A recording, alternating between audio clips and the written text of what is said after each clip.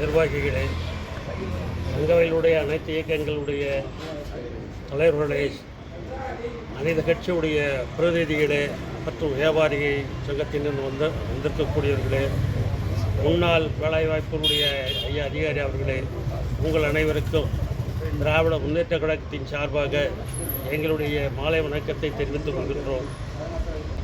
March 1 நடைபெறுகின்ற தங்கவேல் கருப்பு தினத்தை திராவிட முன்னேற்ற கழகம் ஆதரிக்கும் என்பதை கூறி எனக்கு வாய்ப்பு தந்தவர்களுக்கு நன்றி கூறி விடைபெறுகிறேன். நன்றி, வணக்கம். நிறுவனர் இந்த வீடுகளை பற்றி தொடர்ந்து ஒரு யூடியூப் தொலைக்காட்சி மூலியமாக அந்த பிரச்சனைகளை எடுத்து பேசுகிறாரு. அதனுடைய அங்கமாக இந்த போராட்டம் கூட இருக்கிறதுனால அண்ணன் ஒரு 2 நிமிஷம் பேசணும்னு கேட்டுக்கிறேன். சேவ் கேஜிஎஃப் யுனைடெட் ஃப்ரண்ட்டுடைய தலைவர் அவர்கள் தனது சீரிய முயற்சியால் சிறப்பான ஒரு கூட்டங்களை நடத்தி மேற்கொண்டு தங்க வயலை எந்த வகையில் காப்பாற்ற வேண்டும், இழந்ததையெல்லாம் எப்படி மீட்டு மீண்டும் பசுமையான ஒரு தங்க வயலை உருவாக்க வேண்டும் என்பதற்காக கங்கணம் கட்டி கொண்டு மிகவும் மேன்மையாக அனைவரையும் ஒருங்கிணைந்து ஒற்றுமையோடு இந்த ஒரு இயக்கத்தை வழிநடத்தி வருகிறார் என்றால்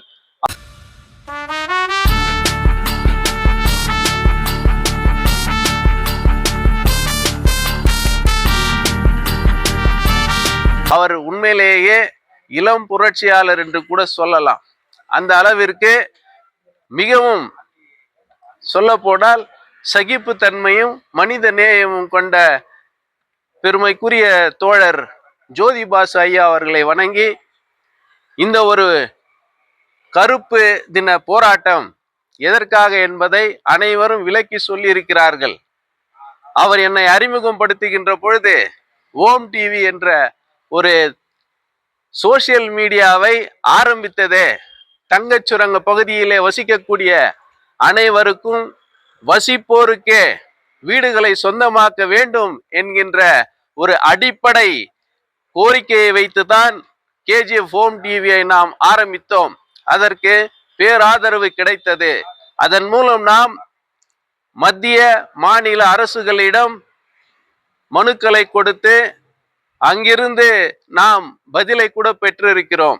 அந்த அளவிற்கு வீட்டை வசிப்போருக்கே சொந்தமாக்கும் வேண்டும் என்கின்ற பிரதானமான இந்த கோரிக்கை, அடிப்படை வசதி, ஒவ்வொருவருக்கும் வீடு இருக்க வேண்டும் என்கின்ற உரிமையை நாம் தக்க வைத்துக் கொள்ள வேண்டும் என்பதற்காக ஏற்படுத்தி இருக்கின்ற இந்த கருப்பு தின அனுசரிப்பு போராட்டத்திற்கு முழு ஆதரவு அளிப்பதாக சொல்லி வாய்ப்பளித்த அனைவருக்கும் நன்றி கூறி விடைபெறுகிறேன். நன்றி, வணக்கம். அதுக்கு முன்னாடி தங்கவயல்ல இருக்கக்கூடிய நம்முடைய இன்னைக்கு சுரங்க பகுதியை தான் கவனம் செலுத்துறோம். அந்த சுரங்க பகுதியில் இருக்கக்கூடிய இன்னைக்கு இருக்கிற 26 வருஷம் சொல்றோம். ஆனா இன்னைக்கு 26 வயசாகிக்கிறது நினைச்சு இன்னைக்கு கோலார் கோல்டு மைன்ஸ் திறக்கிறாங்க அப்படின்னு சொல்லிட்டு இன்னைக்கு கேட்கறாங்க. அப்படின்னும் போது இன்னைக்கு தொழிலாளர்களுக்கு கிடைக்க வேண்டிய நிலுவைத் தொகைக்கு அவங்க இன்னைக்கு 26 ஆண்டுகளா போராடுறாங்க. அதே நேரத்துல இன்னைக்கு அவங்களுக்கு 2003லயே நீங்க இந்த செட்டில்மெண்ட்டை ஒத்துக்கினீங்கன்னா அவங்களுக்கு ஹவுஸ் சேல் கொடுக்குறேன்னு சொல்லிட்டு சொன்னதனுடைய உத்தரவாதத்துல தான் இன்னைக்கு அவங்க வேலையை விட்டாங்க. நான் அந்த செட்டில்மெண்ட்டை வாங்கினாங்க. ஆனா அந்த 3500 தொழிலாளிக்கு அந்த பாண்டு வாங்குறது இன்னைக்கு பெரிய பாடா இன்னைக்கு இருக்குது. அப்போ முன்னாள் தொழிலாளர்கள் வேலை விட்டவங்க அவங்க குடும்பத்துங்களுக்கெல்லாம் அந்த வீடு சொந்தமாகறதுனா அது இன்னும் எத்தனை ஆண்டு காலம் போகும் அப்படின்ற ஒரு நிலைமை. அதனால ஒரு 20 ஆண்டு கால தங்க வயல் அரசியல்ல தொழிற்சங்க அரசியல் இல்லை. தொழிற்சங்க தலைவர்களுடைய மக்கள் பிரதிநிதிகள் யாரோ சட்டமன்றத்திற்கோ பாராளுமன்றத்திற்கோ செல்லுகின்ற ஒரு வாய்ப்பு கோலார் தங்க வயல்ல இன்னைக்கு இல்லை. ஏன்னா லேபர் ரெப்ரசன்டேட்டிவ் இருந்ததுனால நம்மளுடைய ஆட்சியில் இருக்கிறவங்க மத்தியத்துல அந்த விஷயத்தை எடுத்துன்னு போய் சொல்லும் போது இந்த கேஜிஎஃப் இமேஜ் இதுன்றது இன்னைக்கு தெரிய வந்துச்சு. ஆனா இன்னைக்கு கேஜிஎஃப் பத்தி தெரியாத இருக்கிறவங்க தான் இன்னைக்கு ஆட்சியில் இருக்கிறாங்க. அன்னைக்கு லேபர்னா அது என்ன ஒண்ணு இல்லை தானே அப்படின்ற மாதிரி இன்னைக்கு இருக்கிறாங்க. தங்க சுரங்கத்துல 26 ஆண்டுகளுக்கு முன்னால பிஜிஎம்எல் ஹாஸ்பிட்டல் இருக்கும்போது எப்படிப்பட்ட மருத்துவ பாதுகாப்பு இன்னைக்கு இருந்துச்சு, ஏன் இன்னைக்கு பிளாக் டேன்றாங்க? அப்ப அந்த மருத்துவம் இருக்கும்போது எங்களுக்கு நல்லா இருந்துச்சு. இன்னைக்கு அந்த மருத்துவமனை போயிடுச்சு, சிவில் ஹாஸ்பிட்டல் மெயின்டைன் பண்றாங்க. இன்னைக்கு சிவில் ஹாஸ்பிட்டல் போனா உயிருக்கு உத்தரவாதம் இல்லாத ஒரு நிலைமை இன்னைக்கு இருக்குது. அன்னைக்கு பேத்தமங்கலா குடி தண்ணீர் கட்சிச்சு, இல்ல வேற தண்ணீர் கட்சிச்சு நாம நல்ல மாதிரி இருந்தோம். இன்னைக்கு அது இல்லை. தொழிற்சாலை பிள்ளைங்களுக்கு அடுத்த வேலை வாய்ப்புக்கு ஏதாவது உருவாக்கி இருக்கிறாங்களான்னு சொன்னா இன்னைக்கு இல்லை. அததான் நாம இன்னைக்கு சொல்றோம்.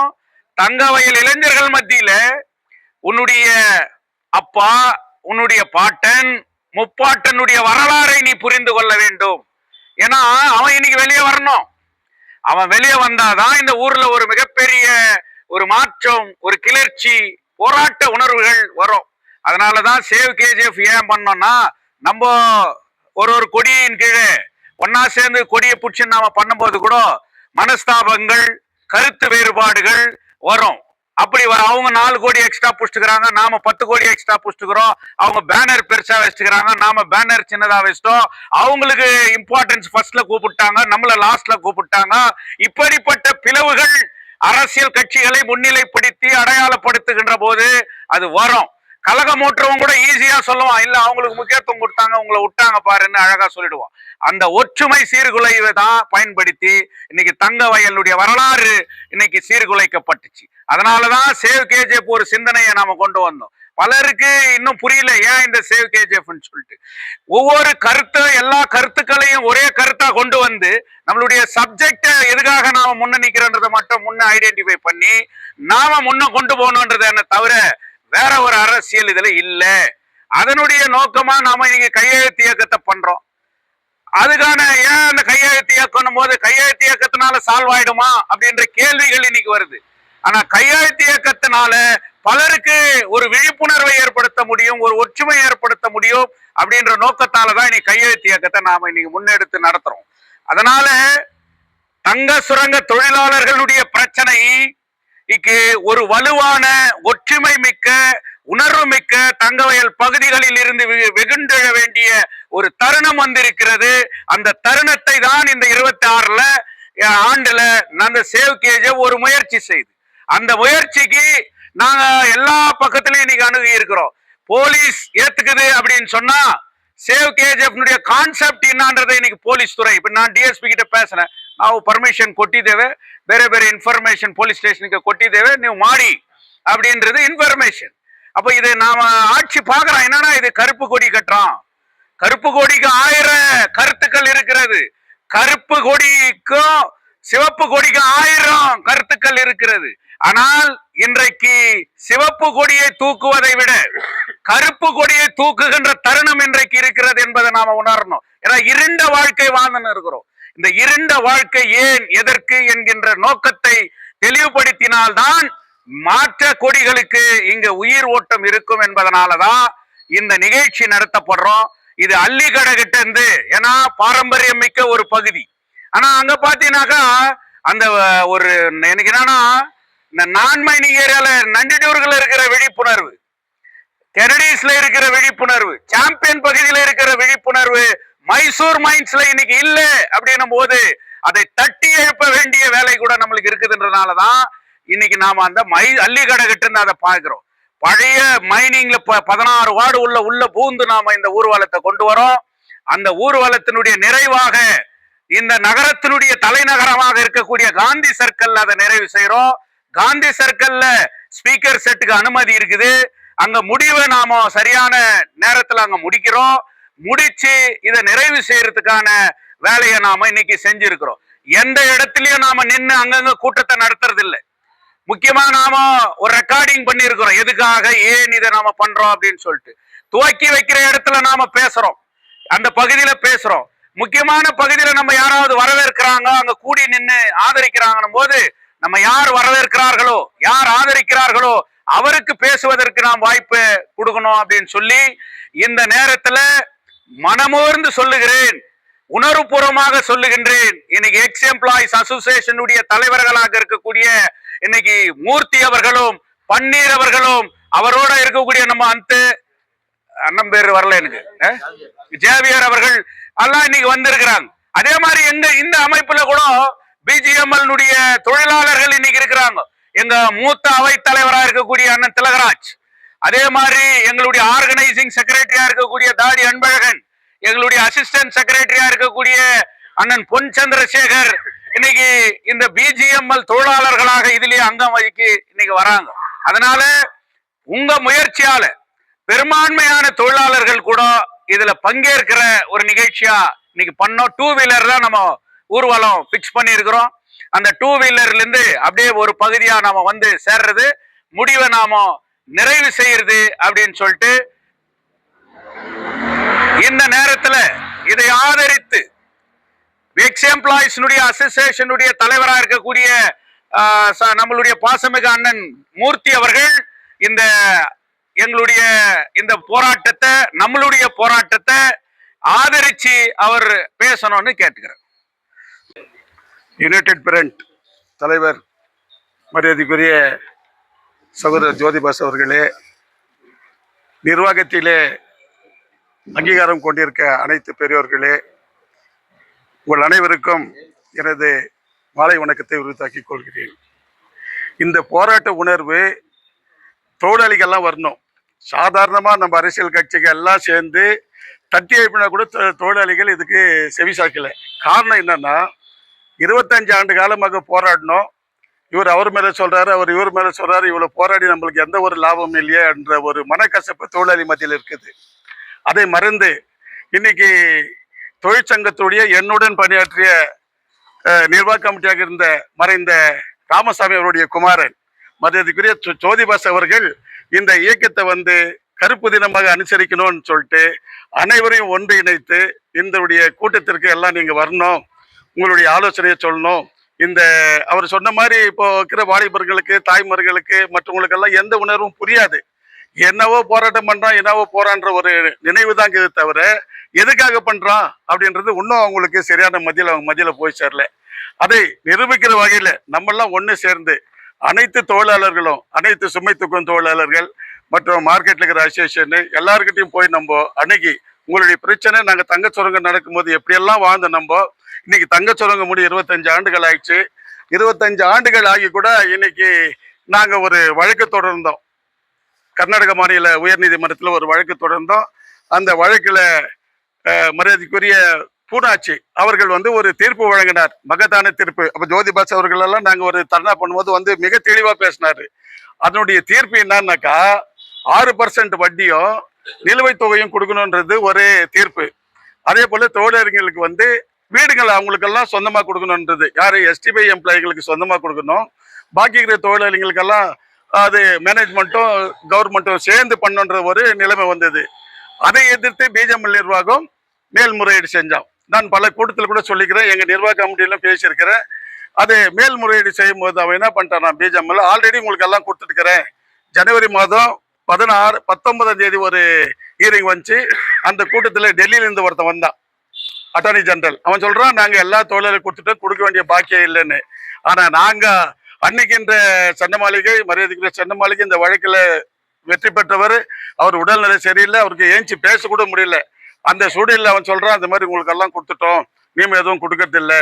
ஆனா இந்த பிஜேஎம்எல் நிர்வாகம் 2007 வந்து எல்லாருக்கும் வந்து காத்தா கொடுக்கணும், வீடு சொந்தமா கொடுக்கணும்னு சொல்லிட்டு கோர்ட்டு தீர்ப்பை மதிக்காத பிஜேஎம்எல் நிர்வாகம் வேற எந்த கோர்ட்டை மதிக்க போறாங்கன்னு தெரியல. நாகரத்னம் அவங்க சொன்னாங்க, இல்லை எல்லா தொழிலாளிகளுக்கும் பணம் செட்டில் பண்ண 52 கோடி கொடுக்கணும், அந்த வீடுகள் எல்லாம் அவங்களுக்கு சொந்தமாக்கணும்னு சொல்லி கூட இந்த நிர்வாகமும் இந்த பிஜேஎம்எல் இந்த ஆளும் சர்க்கார் அது வந்து கொடுக்கல. இன்னைக்கு சுப்ரீம் இதுக்கு போயிட்டு அந்த நிர்வாகத்தினுடைய குளிர்படி நிறையாவது. அதை எதிர்த்து நாங்களும் தோழர் பாலன் தலைமையில கண்டெம்ட் கோர்ட் கூட கேஸ் ஃபைல் பண்ண, அந்த கேஸ்ல வந்து 2 ஹியரிங் வந்து கூட ஸ்கிப் பண்ணிட்டான். இருந்தாலும் நாங்களுடைய சட்ட ரீதியான போராட்டத்தை நாங்கள் ஒரு பக்கம் பண்றோம். ஆனா இன்னைக்கு தங்கச்சுரங்க மூடி 25 ஆண்டு ஆயிட்டு, 20 ஆண்டு காலம் ஒரு விழிப்புணர்வு ஏற்படுத்துன்றதுக்காக தோழர் ஜோதிபாஸ் அவர்களும் அவருடைய நண்பர்கள் சகர்கள் ஷேப் ஃப்ரெண்ட் அவர்கள் அவருடைய அழைப்பை ஏற்று இங்க வந்து தொழிலாளிகளுக்கு விழிப்புணர்வு ஏற்றி நாங்கள் தொகுதி பூரா ஏரியா பூரா போயிட்டு அவங்களுக்கு எல்லாம் சொல்லி, நாளைக்கு 4 நாளைக்கு 2 நாள் நேரங்குது, அந்த 2 நாள்ல போயிட்டு நாங்க எங்க அசோசியேஷன் சார்பா எல்லா இயக்கத்துகளையும், எல்லா தாய்மார்களையும், எல்லா பஞ்சாயத்து அணுகி இந்த 2 நாள் ஒன்று சேர்ந்து இந்த போராட்டத்தை வெற்றி பெற செய்யணும்னு எங்க எக்ஸப்ளை அசோசியேஷன் சார்பாக அனைவரும் வேண்டி கேட்டுக்கொள்கிறேன். நன்றி, வணக்கம்.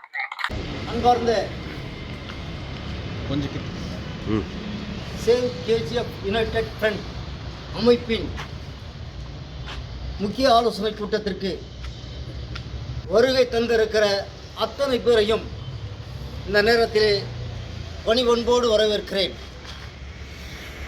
நம் ஒரே குறிக்கோள் இதுதான். தங்க சுரங்கம் மூடப்பட்டு